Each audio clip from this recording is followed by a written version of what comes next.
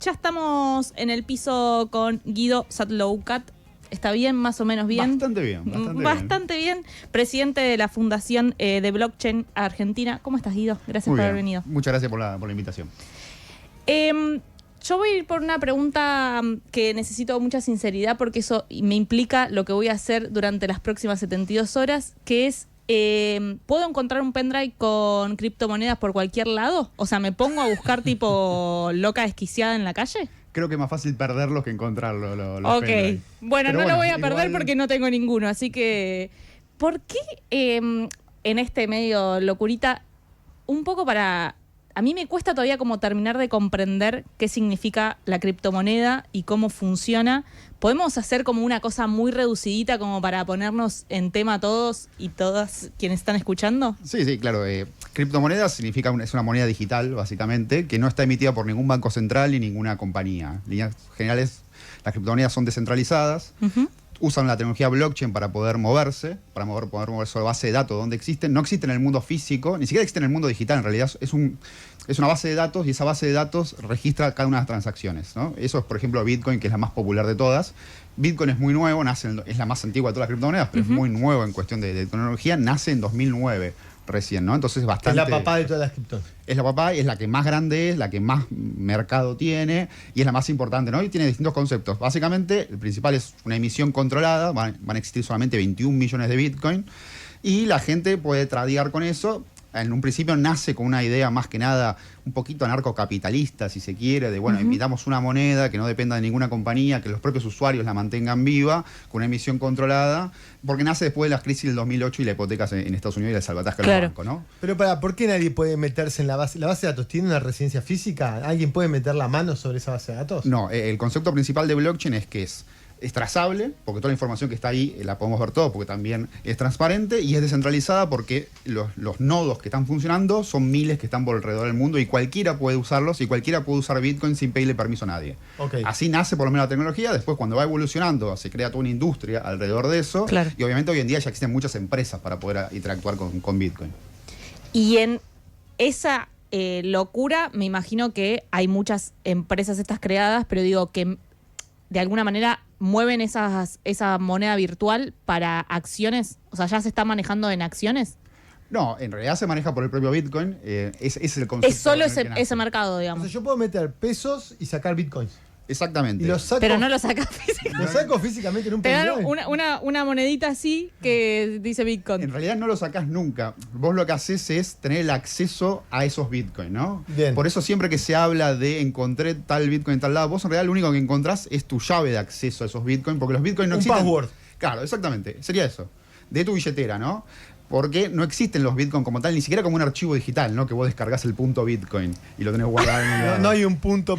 Me da un pánico esta secuencia. Exactamente. Vos lo que tenés es el acceso, que es un acceso criptográfico, justamente por eso son criptomonedas, a esa base de datos. Y los Bitcoin están únicamente como registros contables dentro de esa base que todo el mundo la mantiene viva. Y yo sé password, que pongo Josecito 2026. Ya sabemos cómo es la contraseña de Joel. Pongo Josecito, entro y él me dice, che, usted tiene 14 Bitcoin. Claro, en realidad vos no lo pones el password es el que tenés, por eso es muy complejo, es una serie de alfanumérica muy larga que vos la tenés que guardar, ¿no? Básicamente. Y hay muchas maneras de poder guardar esa clave. Obviamente, esta es como la manera más pura de operar en el ecosistema cripto y de Bitcoin en particular. Después hay empresas donde vos sí te bajás una empresa, esa empresa es la que custodia esos correo de Bitcoin. bolsa, ponele. Claro, exactamente. Claro. En Argentina hay muchos, porque en Argentina hay muchos usuarios de criptomonedas. Hay más de 4 millones de cuentas abiertas localmente, solamente de cripto. Argentina es el más grande en Latinoamérica en usuarios de criptomonedas y uno de los más grandes del mundo. Argentina. Yo quiero hacer una pregunta que es muy loca, ahora ya cayó en desuso, pero en un momento determinado,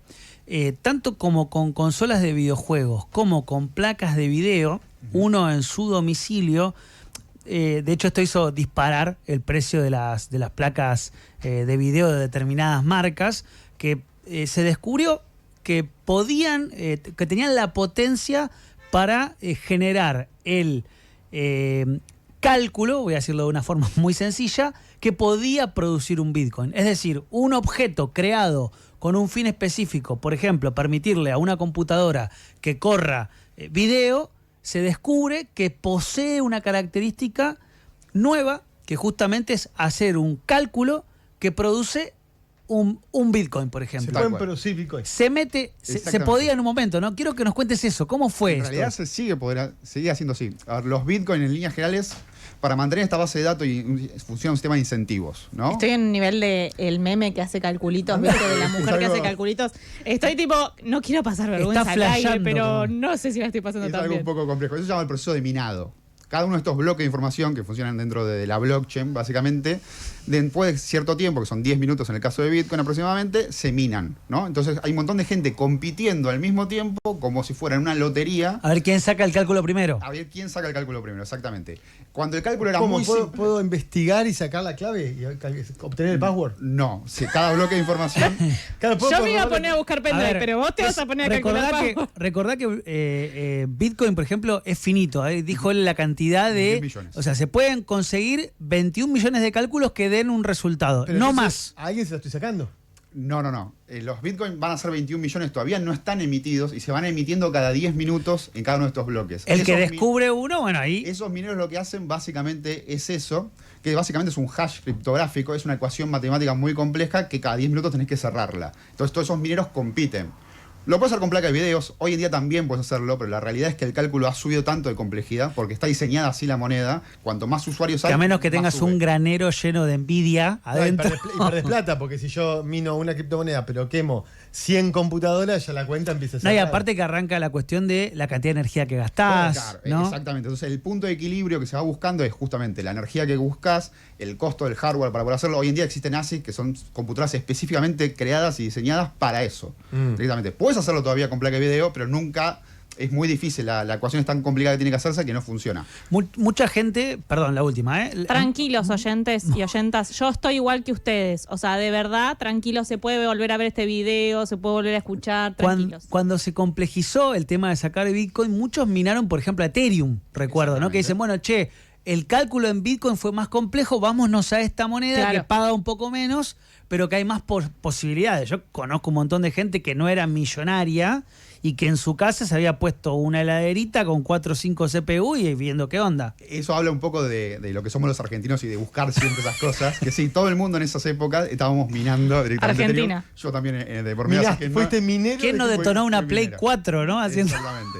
Lo que pasa es que después Ethereum cambió su modelo. Hoy en día ya no funciona con minería de fuerza de trabajo, básicamente, que es consumir electricidad y este cálculo matemático. Cambió a una prueba de consenso, que es un modelo distinto, más parecido a como si fuera un plazo fijo donde vos dejas las monedas ahí y eso es lo que asegura esas transacciones. Todo eso es como distintas blockchains utilizan para poder validar estos nodos, ¿no? Ese es el concepto de tecnología.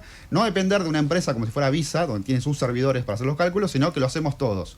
Pero para que todos lo hagamos, tiene que haber un incentivo, y ese incentivo es justamente, por ejemplo, en el caso de Bitcoin, estos nuevos Bitcoin que van naciendo y vos podés ganarlo. Claro.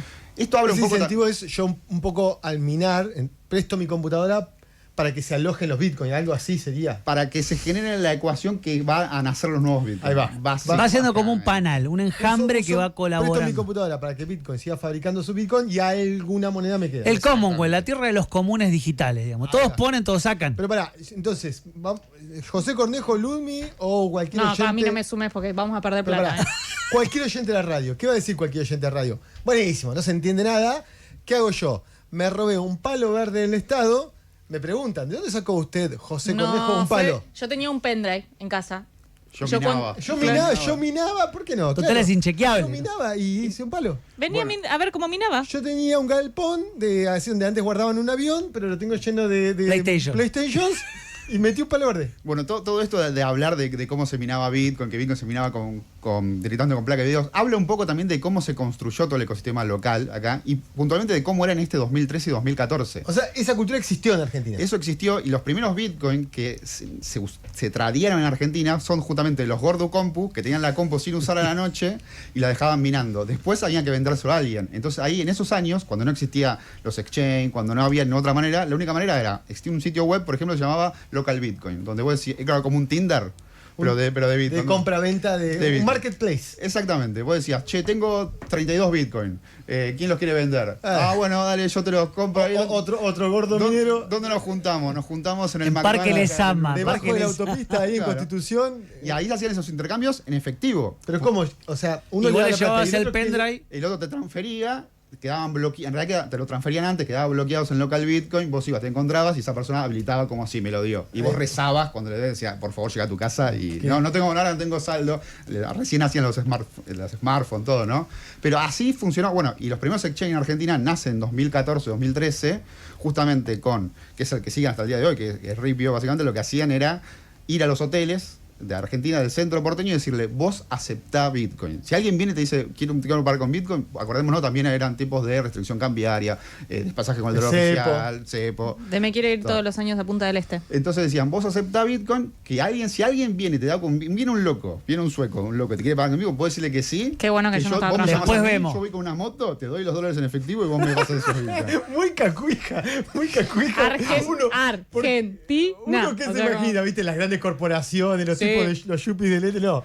Bueno. Esto es la vieja consigna de la ciencia ficción, high tech, low life. Está el chino en una motito con los dólares. Eso fue el nacimiento de una industria que hoy mueve cientos de millones de dólares en Argentina. Sí, nos estamos riendo, pero los pobres nada más. Hay uno ahora que es mega millonario. Pero, y además no era, o sea, se hacía mucho en determinados lugares, pero como ahora estamos todos viendo culturas muy de sesgos, por ahí lo que es muy conocido y reconocido y masivo para un gueto permanece totalmente inadvertido para un montón de otra gente. Sí. Claro, pero ¿con qué estamos hablando, Ludmi? Estamos hablando con Guido Zatlowcat. Algo así. ¿Está bien? ¿Más o menos bien? Faltó la L al final, pero sí, bien. Ay, perdón. Presidente de la Fundación de Blockchain Argentina. Yo... Bueno, no, en ese ambiente mega cacueja. Qué maldito. En ese ambiente ¿Para qué me dice a mí de decirlo? O sea, si él sabe que tengo una dislexia con los apellidos, me hace a mí presentar esto, se lo van a comer todos nuestros oyentes porque yo convivo con esto, ¿saben? Me hace a mí decirlo y él quiere hacer la pregunta. Me quedó claro el apellido del invitado. Ay, Dios, mirá. No, es cortita.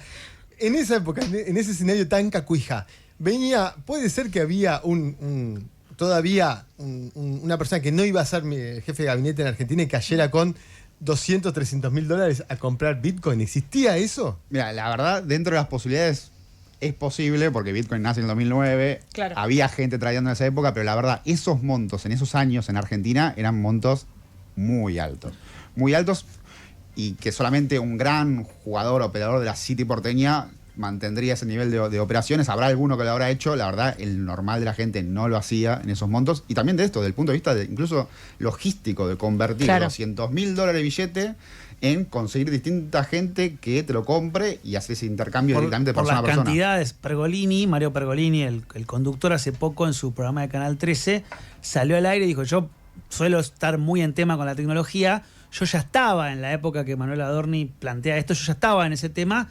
Era muy difícil hacer eso. Y era Pergolini, que contaba tenía como un restito como para meter. Tenía guita como para. Y dice, yo no hice esa guita. Así que, y Adorni no estaba al nivel de Pergolini en términos económicos. No, pero tenía una linda parrilla en ese momento. Raro. Pero bueno, rarísimo. Me parece interesante porque uno aprende cómo es este universo, sobre todo en la época esta de los clústeres, ¿no? Parece que estamos todos en islas. Los que nos gusta el Indio Solari somos 1 millón, pero no conocemos a los que minan Bitcoin, que son otro 1 millón que están en la isla de al lado, ¿no? Y entender esto es fundamental para comprender la economía contemporánea en algún sentido. Tal cual, tal cual. Es una industria que se crece mucho en cuestión de comunidades, además. En Argentina claramente solucionó un problema en esos años que había, que la gente por eso los usaron, ¿no? Básicamente por eso pegó tanto el mundo cripto acá en Argentina, porque estaban todas estas cuestiones de poder recibir pagos del exterior, de poder dolarizar ahorros, todas esas cuestiones, y la tecnología funcionó y cumplió ese objetivo, por eso es que tantos usuarios, pero eso también lo que trajo fue, paralelamente, así como hablamos de esta persona con la motito que iba, todo eso, generó una industria real, generó mucha innovación también en ese sentido, por eso hoy en día Argentina es un gran hub de innovación en cuestiones de criptomonedas y en cuestiones de blockchain en general, que tiene muchas aplicaciones además de lo que es el mundo cripto, Bitcoin, es como la punta de ese iceberg que hay, pero realmente hay muchísimas otras aplicaciones en el agro, aplicaciones en logística, aplicaciones en historias clínicas, en cuestiones de identidad. Hay mucho desarrollo sobre eso, mucho desarrollo que por suerte también es argentino. Y bueno, es un poco de eso que se habla hoy en día y que me parece también que el gobierno lo esté utilizando más que nada por una cuestión de como una excusa, como por esto decir, bueno, encontré eso, ahora soy millonario. Siempre era millonario, en realidad no me había acordado de esa parte. Pero, o con lo que fue Libra también de... Eso te iba a preguntar, ¿qué análisis haces de lo que fue Libra, digamos? Porque fue como medio un instante y después se dejó de hablar de lo que había funcionado como Libra para hablar de la causa, de todo el accionar, digamos, del gobierno nacional. Pero, ¿qué pasó ahí? O sea, ¿cómo analizás vos eso? Libra fue un rug pull de manual. Rug pull es la tirada de alfombra, que es una maniobra fraudulenta en el mundo de las criptomonedas, muy común, más común hace un par de años. En la época de Libra era todavía algo que se hacía regularmente, hasta el día de hoy sí, debe seguir pasando, pasa que cada vez el usuario va entendiendo un poco más, pero obviamente debe seguir pasando. En esos años pasaba más, pero que básicamente es crear un token, o sea, una criptomoneda la puede crear cualquier persona, no necesitas ningún cosa, es algo muy simple, cuesta muy poca plata hacerlo, ni siquiera tenés que saber conocimientos de absolutamente nada de ¿Puedo sacar información. una criptomoneda de la Pacurondo? Entrás hay páginas web que vos entrás, pones eso, pagás lo que tengas que pagar, $50, $40, depende del momento del mercado, nada, y le pones el nombre que vos querés.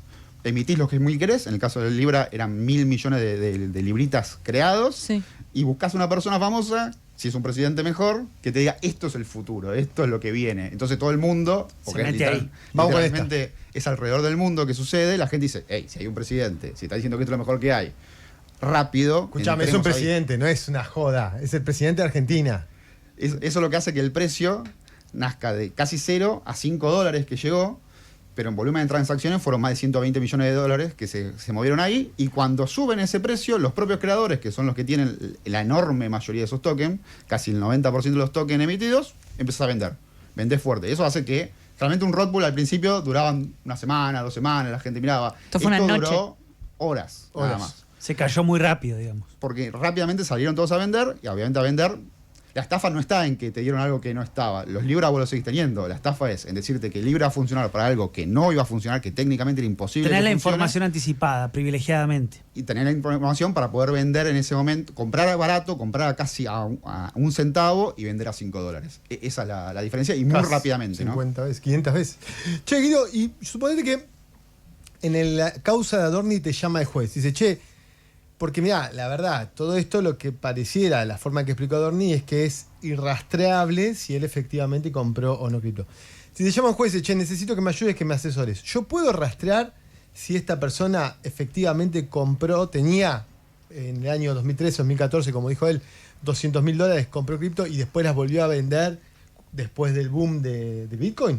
Bueno, lo que tiene la tecnología es que es totalmente trazable y transparente en el sentido. O sea, sin ninguna herramienta pericial, que también existen y son bastante complejas para poder utilizarlas y da una trazabilidad mucho mayor, pero con un elemento simple como un sitio web y un navegador uno puede ver y puede empezar a hacer ese mapa de todos los movimientos. Esto arrancó acá, siguió por acá, fue para acá. Tal fecha se fue moviendo de esta billetera a la otra. Lo que uno no tiene en esa parte, esa información, es el nombre de la persona. Uno tiene como si fueran los CBUs y cuánta plata se van moviendo en cada CBU. Eso es lo único que tiene. Ahora, ese anonimato, esa parte seudónima de la tecnología blockchain se rompe cuando vos interactúas contra un exchange, por ejemplo, que es como una casa de cambio digital. En ese momento, cuando vos interactúas contra una empresa, como un banco o una de estas casas de cambio... Cuando vos salís, ponele. Claro. Se te acredita en tu cuenta posta. Cuando vos querés el crocante. Sí, ni siquiera tiene que ser a tu cuenta bancaria, porque vos operás en estas compañías con criptomonedas directamente, Claro. no con dinero en efectivo ni bancarizado. Pero cuando vos operás contra una empresa, las empresas tienen la obligación de Claro. pedirte tu documentación. Por una En cuestión de Invertir lavado de Online, activos. pues, yo estoy como José Cornejo, punto. Tal Y cual. aunque no sea una cuenta bancaria, la cuenta Invertir Online. O Y sea él- que es fácilmente demostrable si Adorni le dicen, bueno, traiga el pendrive, Adorni. Sí. Ponga acá Porque el... suponete que él compró a alguien los papeles en que hizo eso. Perfecto, buenísimo. A ver, cuando entraste y saliste, vamos a Invertir Online. Ponemos o Cocos, lo que sea. Che, esta persona que entró y salió, ¿cómo se llamaba? Tal cual. Ahí está la dirección que mandó ahí y ahí tendría que hacer. Obviamente puede hacerse de forma anónima todavía, uno puede operar P2P, pero la verdad que si uno no tiene nada que ocultar, lo más normal por una cuestión de comodidad es que siempre operes contra un exchange. Capaz en 2013, 2014 sí era más común hacer todas operaciones persona a persona, pero ya en 2018, que es el otro año que habla, ahí ya... Lo normal es cuando vos salís contra USDT, que es una criptomoneda estable contra el dólar, y la usás como método de intercambio. También es muy normal en el comportamiento de las personas que se hagan entre tu propia wallet, vos te vas pasando. No creas una wallet, operás, vendés, la prendés fuego y la tirás. Te vas moviendo de una parte a la Claro. otra, ¿no? Salvo que uno tenga que... No creas Como una el- wallet por operación. Como el que Exacto. pasa guita de la cuenta del banco, una billetera virtual, le dice, no, la voy a poner acá porque acá, no sé, pago la luz y Tal la tengo cual. más Pero- rápido acá. Pero siempre tenés una wallet. Siempre es una billetera digital. Sí, y entre tus propias billeteras te vas pasando lo que va quedando de una parte a la otra. Entonces se puede hacer esa trazabilidad, por más que la que vos demuestres, no, mirá, en esta yo gané $500.000, pero siempre entraste, moviste, saliste, fuiste a otra, esa podría conectarse con un exchange. Por eso también es muy difícil lo otro que se decía de, ¿se pueden comprar una wallet? Claro. Que técnicamente sí, se pero... podría, nunca lo escuché la verdad que se haga. ¿No escuchaste nunca un caso? Nunca escuché un caso que se haga realmente, porque está lo complicado de eso. Tenés que conseguir primero alguien que te lo venda, que tenga ese movimiento. Los números exactos que vos necesitas. Números similares por lo menos a lo que vos necesitas, y que nunca haya operado, o sea, que sea pura y guardada ahí. Es un poco difícil, la verdad. Claro. Guido, yo ya estoy. No. Qué maldito que es. Amarilla, y la próxima te quedas sin entrevistas. La próxima es afuera. Guido, te agradecemos mucho tu paso por Más o Menos Bien. Esperamos tenerte pronto. Espero que sea por novedades del gobierno. Espero que no sea por otra estafa cripto, pero Espero que no sea por otra estafa. ¿Van quedando demonizadas o no las criptomonedas en todo este chiste? Eso es algo que sucede, básicamente. Mucha gente empieza a escuchar por primera vez todo lo que es el mundo de criptomonedas, Bitcoin y eso, y lo asocia siempre con cuestiones negativas. Cuando en realidad hay toda una otra rama donde uno puede asociarla, que es la rama virtuosa de la tecnología. Bueno, entonces volveremos por la trama virtuosa. Estábamos con Guido Satlocal, presidente de Blockchain Argentina. Nos vamos a una tandita y ya volvemos.